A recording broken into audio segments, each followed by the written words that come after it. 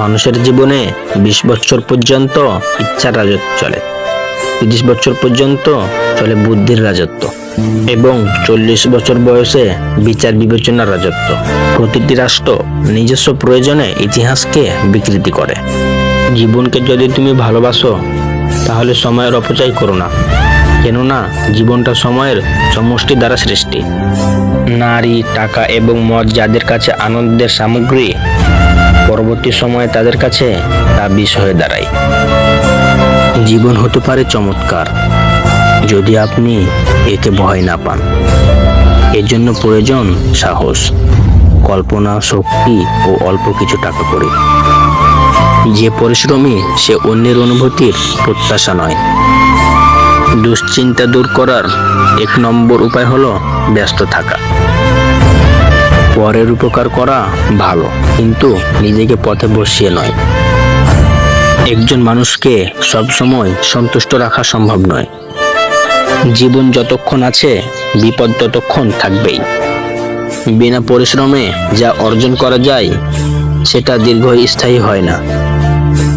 যে বিজ্ঞানকে অল্প জানবে সে নাস্তিক হবে, আর যে ভালোভাবে বিজ্ঞানকে জানবে সে অবশ্যই আল্লাহকে বিশ্বাসী হবে। সত্য বলার স্বাধীনতা পৃথিবীতে সবচেয়ে সুন্দর ও শুভ জিনিস। ময়লা আবর্জনা সৃষ্টি করে মানুষ, অথচ যেসব মানুষ এই ময়লা আবর্জনা পরিষ্কার করে সবাই তাদের ঘৃণা করে। সবাই ভালোবেসে মানুষকে ধোঁকা দেয়। এখানে ভালোবাসার কোনো দোষ নেই, তবুও মানুষ ভালোবাসাকে ঘৃণা করে। কি হবে জীবনে পারফেক্ট মানুষ খোঁজে, যদি সেখানে ভালোবাসাই না থাকে। ওই ভালোবাসা কাউকে দিও না যে ভালোবাসা শুধু তাকেই কাঁদায়।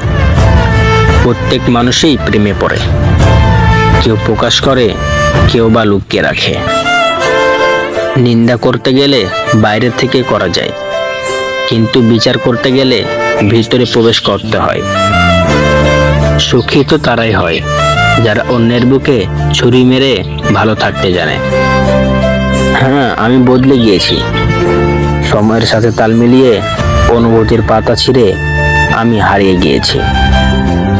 কষ্টকে বাস্তব জীবনে নিয়ে সামনের দিকে এগোতেই হবে।